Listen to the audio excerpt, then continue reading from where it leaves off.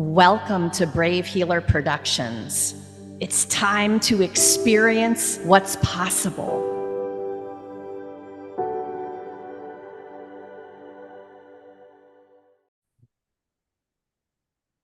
So, what if there's something you haven't learned yet that could change everything? Welcome, everyone. I'm Laura DeFranco, the CEO of Brave Healer Productions Publishing, where we are helping the world experience what's possible. And here today to help me with that mission are some of the amazing authors of one of our newest books. This is called Joy Unleashed, the ultimate guide to living your best life. And I need to shout out our lead author before I introduce you to these amazing authors I have here today. Shari Alyse, thank you so much for your big vision and mission for this book. Yes, all the hearts for sure. I am so grateful and so honored to be guiding this project with you, and we would not be here without you.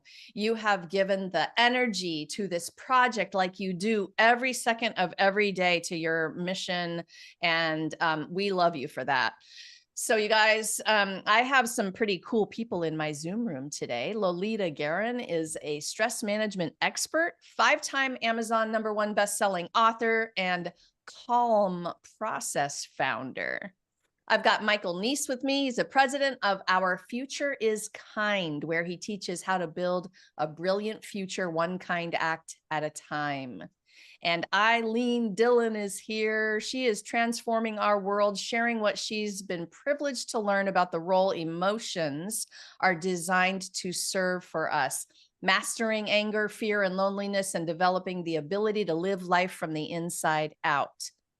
And Eileen, I'm going to start this party with you today. Tell us a little bit about the why behind your chapter. This morning I was thinking how appreciative I am of Shari inviting me to participate in this book project. And it has a lot to do with my why. As you know, Laura, I'm the author of chapter number 12, which is let me see, the joyous magic of living inside out. They always sound wonderful when you're writing them. Um, and when Shari asked me to be part of the book, I was immediately aware that I didn't think of myself as being joyous, and I had trouble finding joyful moments in my life. And so I'm really grateful to her. And my why was, what happened to the joy? I need to find out what happened. And I realized that I lost myself. And it was because, like most of us, I had learned to live life the wrong direction, which is outside in instead of inside out. If I needed love, I should go out there and find it. When in fact, if I want love in my life, I put it in here, and then it finds me from outside. And so that's what I ended up writing about, the struggle where I'd been in situations during my youth, where I actually could have been joyful. There were joyful things happening, but I never recognized it as joy because of the trauma and difficulties that I had already run into by age 3 and 4. And I figured there must be other people in the world who have this kind of thing in their way, and I wanted to explore it and share what I found out. Oh my gosh, we're going to kick this off with this big topic, aren't we? I mean, this is why I love to play in the sandbox with you all, because this is it, man. Inside out. So rather than going out and chasing what you need, you're going to give it to yourself. You're going to bring it, you're going to curate it within yourself. Can you tell me a little bit more about that, Eileen? Well, uh, I certainly wanted to be loved, and it was not there from almost the beginning of my life. I have incidents at 6 months of age, for example, and so I never could figure out what to do about it until I started noticing about love, about how we say, "Oh, I want to be loved, so let me go find it." And that means I'm registering that there's something missing from me. And the principle in the universe is that like attracts like. So if I go out to find love with love missing in me, who am I going to find? Somebody with love missing in them. And it doesn't work very well, as our divorce statistics show us. The day that it happens that I need love from you if you're my partner, and you also need love from me because we're hitting our empty spots, that's when we have terrible trouble in our relationship and can't figure out what it is. So started looking. I've been doing that with emotions, and um, uh, I've been a therapist now for 53 years. I'm in my 54th year, and my first client was myself. And so I'd been looking for answers and finding some amazing things, and I wanted to find out, well, why don't I find love or joy? Why don't I? And I finally figured out it's because it's not in me. And I have the ability to put it in me, to bring it to me. And I've found that once it's in there, number one, nobody can take it away from me because it's mine. And number two, it grows and spills over onto the people around me. And number three, it gets reflected back to me. So I've absolutely the last few years been advocating we need to start living from the inside out. We were given mistaken information as we grew up, and most of us got that mistaken information. Eileen, I'm so glad you said yes to this project. Thank you so much for being here with us and sharing today. I mean, the work that you've been spending decades on mastering is really, I think, a foundation for reclaiming that self as love. And it's would be the foundation for joy. So thank you again for being part of this. My So, pleasure. Michael, tell us a little bit of your why. Before I do that, I just want to say this is why I love this book.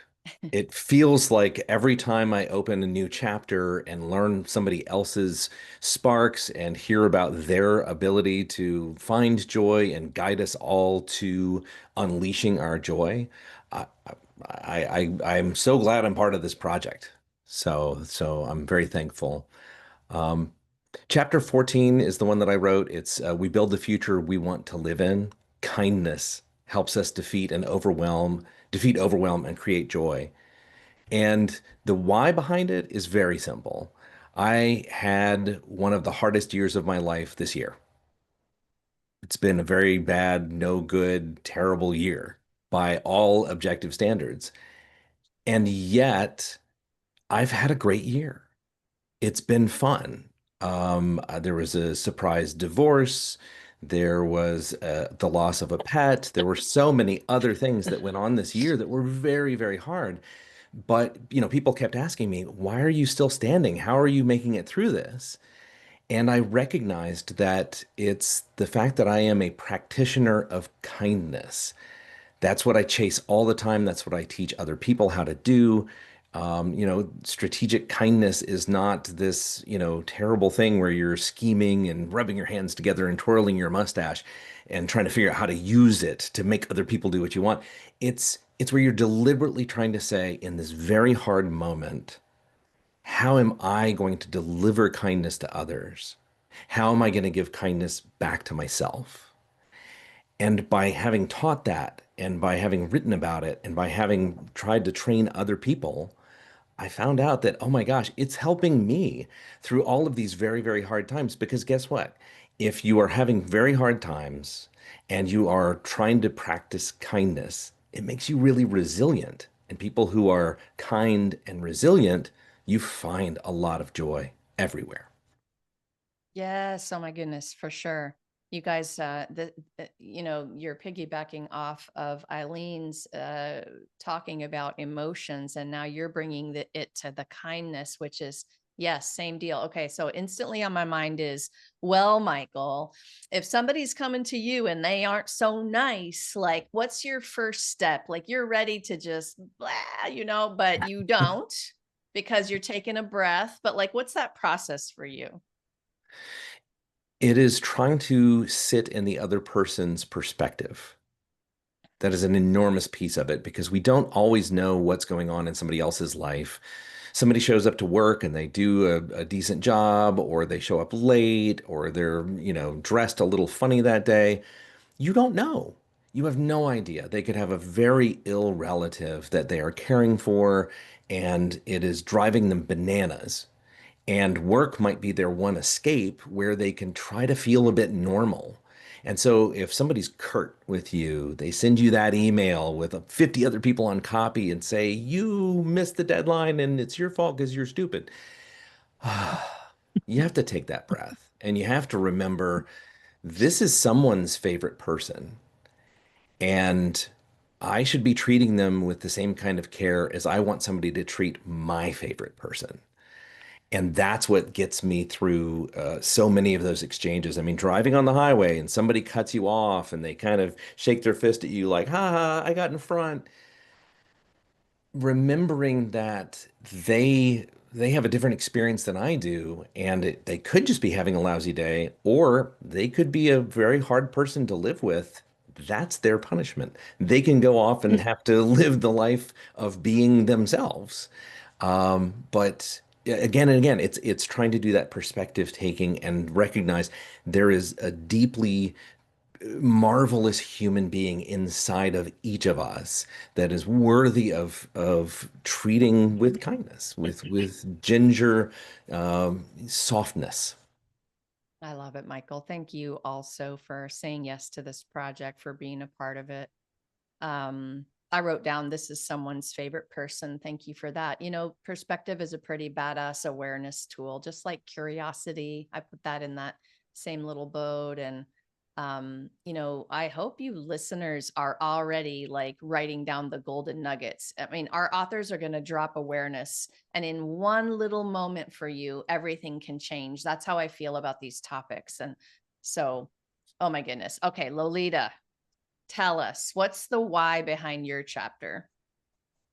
Before say that, I am just going to say I am so honored to be the part of this amazing project, and to be also on this amazing interview, because I can relate definitely with both of you amazing guests here today. And my chapter is number 3, and it's titled "Stop the Overwhelm: Break Free from Burnout and Achieve Lasting Calm."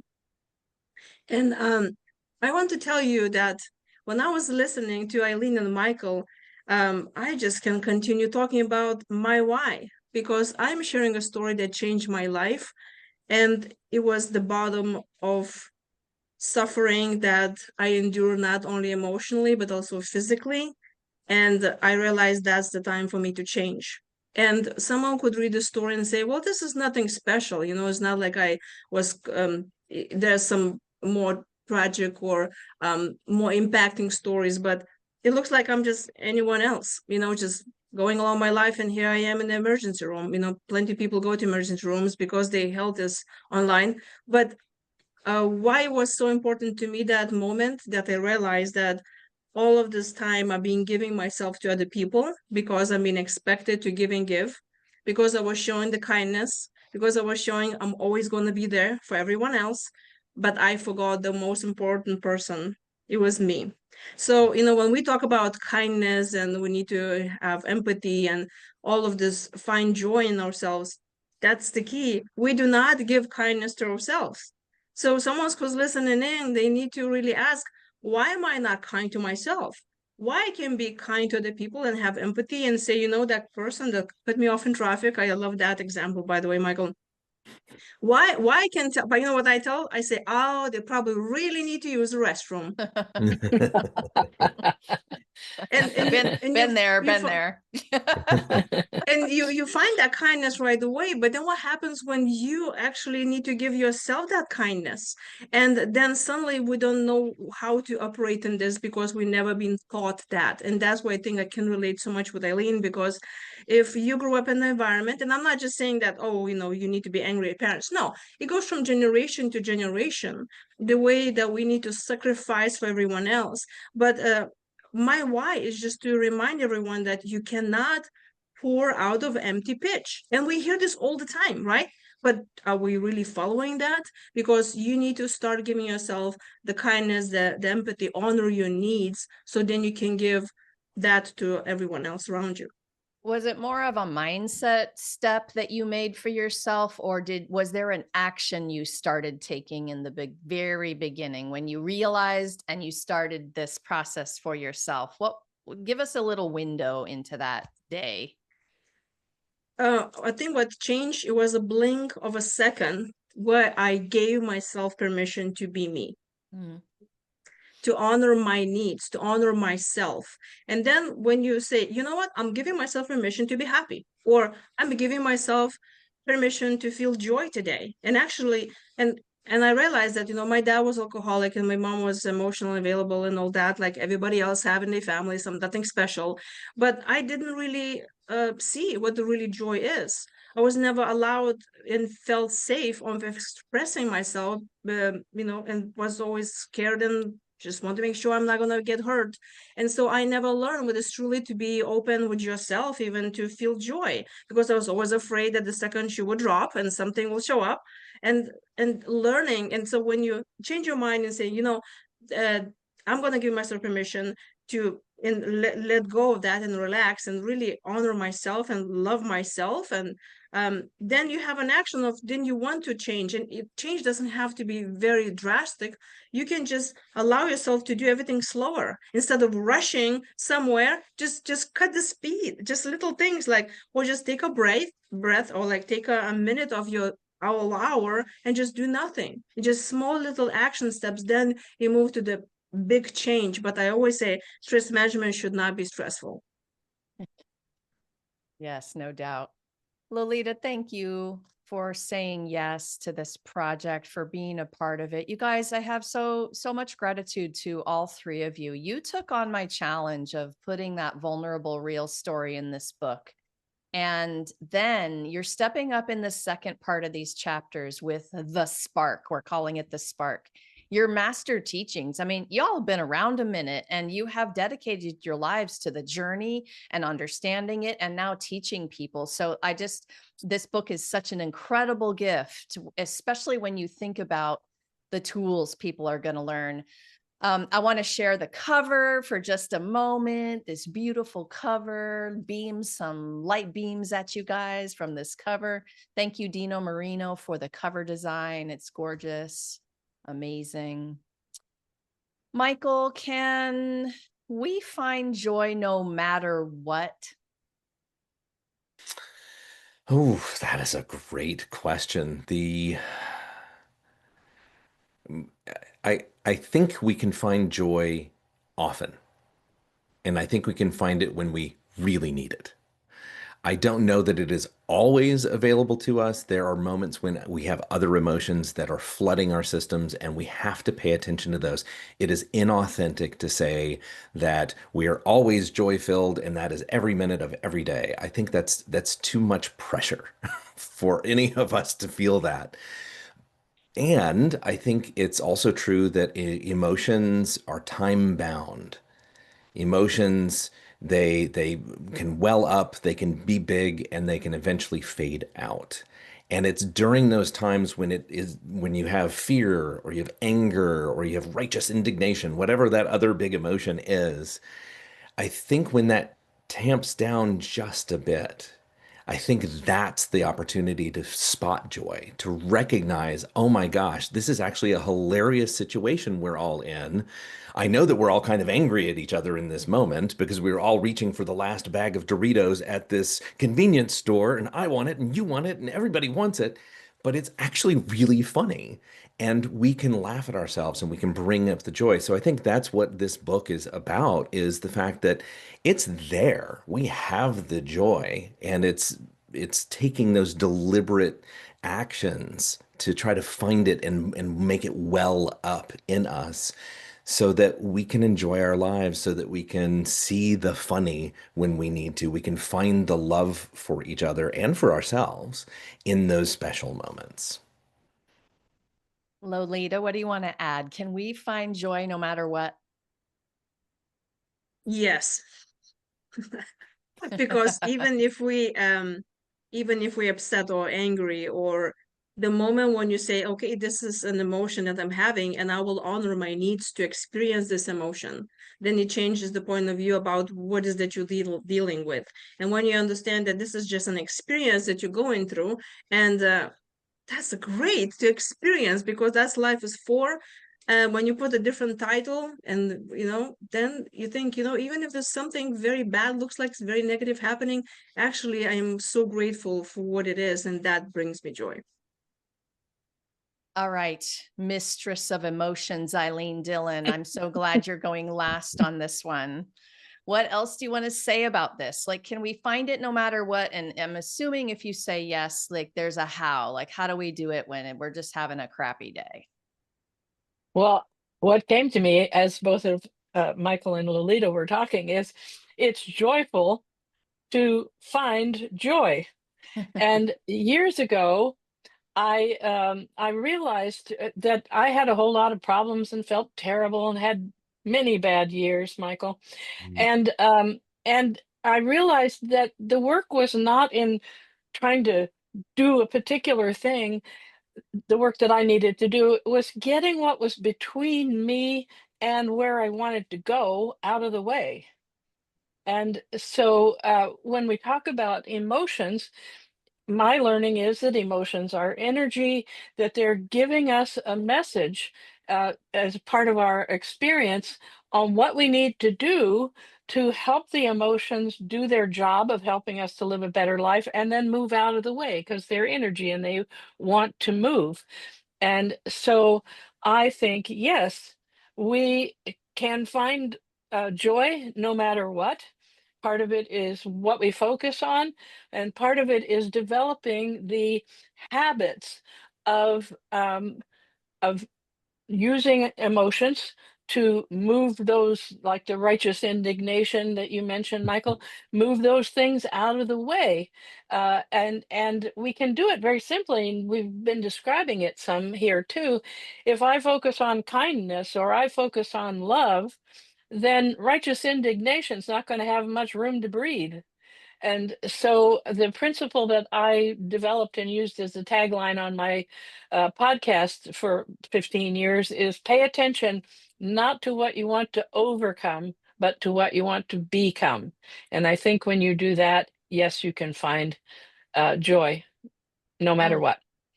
Oh my gosh, I love listening to you guys with all of this. These are big, I know.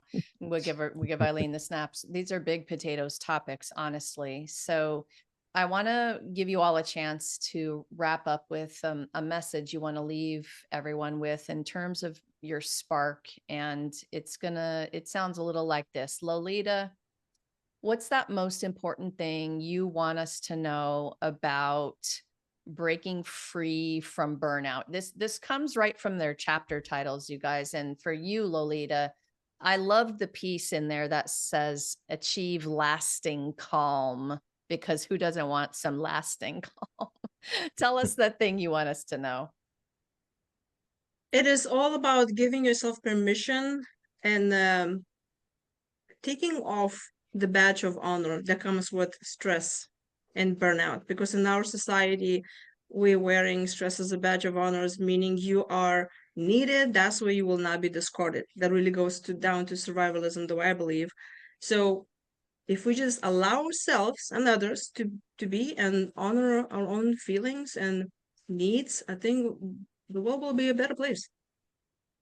I love that. Thank you.